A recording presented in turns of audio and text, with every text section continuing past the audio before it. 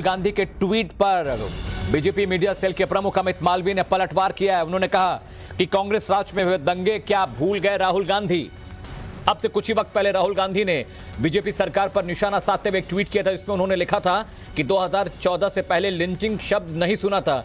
उनके ट्वीट के ठीक बाद Amit Malviya BJP media cell के प्रमुख, उन्होंने पलटवार किया है राहुल गांधी के ट्वीट का। वो लिखते हैं कि कांग्रेस राज में हुए दंगे को क्या राहुल गांधी भूल गए हैं। तो वार पलटवार का खेल तेज हो गया है।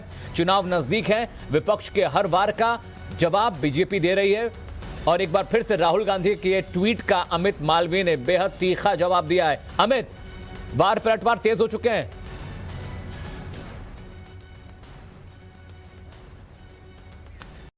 तो इस वक्त की बड़ी खबर आपको बता दें, अमित मालवीय ने राहुल गांधी के ट्वीट पर पलटवार किया है, तीखा जवाब दिया है। अमित मालवीय कहते हैं क्या राहुल गांधी कांग्रेस राज में हुए दंगों को भूल गए।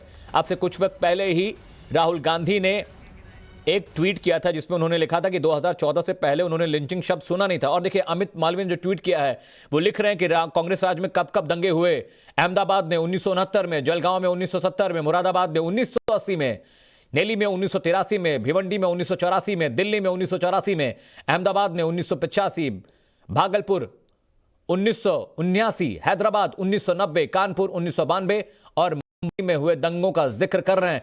अमित मालवीय ने राहुल गांधी के ट्वीट का बेहद करारा जवाब दिया है, तथ्यों के साथ दिया है, फैक्ट के साथ दिया है। अमित मालवीय लिखते हैं राहुल गांधी के ट्वीट का जवाब देते हुए, क्या राहुल गांधी कांग्रेस राज में हुए दंगों को भूल गए।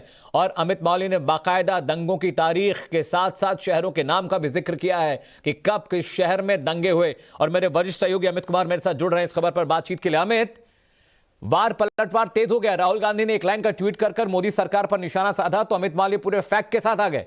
मुझे लगता है कि जो जिस तरह का ट्वीट राहुल गांधी ने किया था उसके बाद इस तरह की चीज़ें सामने आनी ही थी और वही बात आई है जिस तरह के, क्योंकि अगर आप बात करें तो पिछले जब कांग्रेस के शासन थी तो उस समय कई दंगे हुए, कई बातें हुई जिसको लेकर सवाल उठे थे। और सबसे बड़ी बात की वही बातों को अमित मालवीय ने ट्वीट किया है कि अहमदाबाद 1969, जलगांव 1970, मुरादाबाद, भिवंडी, दिल्ली, अहमदाबाद, भागलपुर, हैदराबाद, कानपुर, मुंबई, ये तमाम जो दंगे हुए थे उसके बारे में लिस्ट सामने रख दिया है साल के साथ कि यहाँ पर दंगे हुए, यहाँ पर लिंचिंग हुई।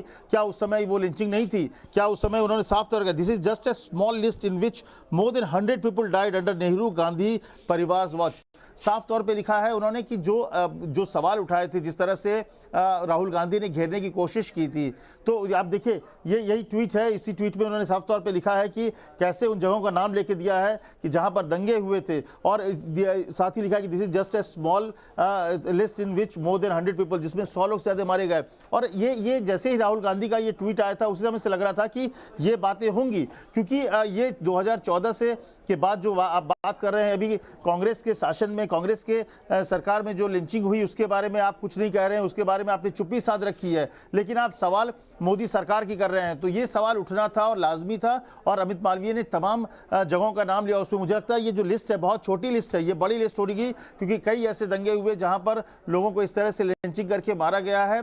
तो मुझे लगता है कि ये एक सवाल है जिसका जवाब अब राहुल गांधी ने शुरुआत की है। अब देखना होगा कि नेक्स्ट क्या है, लेकिन अपने ही ट्वीट में, अपने ही चाल में कहीं फंसते नजर आ रहे हैं राहुल गांधी और उनको भी अब मुझे लगता है कांग्रेस के बड़े नेताओं को भी अब जवाब देना मुश्किल होगा। और हमें सिर्फ ट्वीट के मोर्चे पर नहीं, संसद की कार्रवाई को देख लीजिए, तमाम मसलों को देख लीजिए, सरकार कहीं झुकने का नाम नहीं ले रही। अगर विपक्ष एक बार करता है तो उसके जवाब में बीजेपी 10 बार करती है। और शायद यही बात थी कि जैसे राहुल गांधी ने नरेंद्र मोदी पर सवाल खड़े किए, पार्टी पर सवाल खड़े किए, अमित मालवीय पूरे फैक्ट के साथ आ गए। यानी शीतकालीन सत्र तो हंगामे की भेंट चढ़ गया, लेकिन अब जो सरकार है वो भी बैकफुट पे आने को तैयार नहीं है। वो भी हर वार का जवाब उतनी ही ताकत से दे रही है। नहीं, मुझे लगता है कि जो आरोप लगे थे, जिस तरह से उन्होंने कहा कि 2014 से पहले लिंचिंग उन्होंने सुना नहीं, तो इसके बाद बैकफुट पे आने का सवाल ही पैदा नहीं होता। और बीजेपी वैसे भी अगर आप देखें तो मोदी और अमित शाह के दौर में वो हमेशा फ्रंट फुट पे खेलती रही है। वो हमेशा इन जवाब देने में, प्रधानमंत्री भी कई बैठकों में कहे हैं कि आप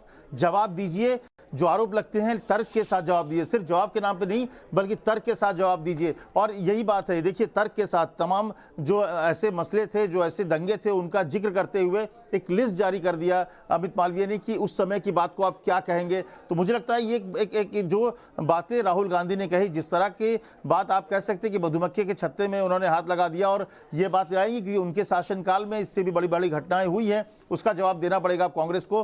तो मुझे लगता है कहीं से भी बैकफुट पे नहीं है, बीजेपी हमेशा फ्रंट फुट में आजकल खेलती है, और यही बातें उन्होंने सामने रख दी है, जो तमाम लिस्ट सामने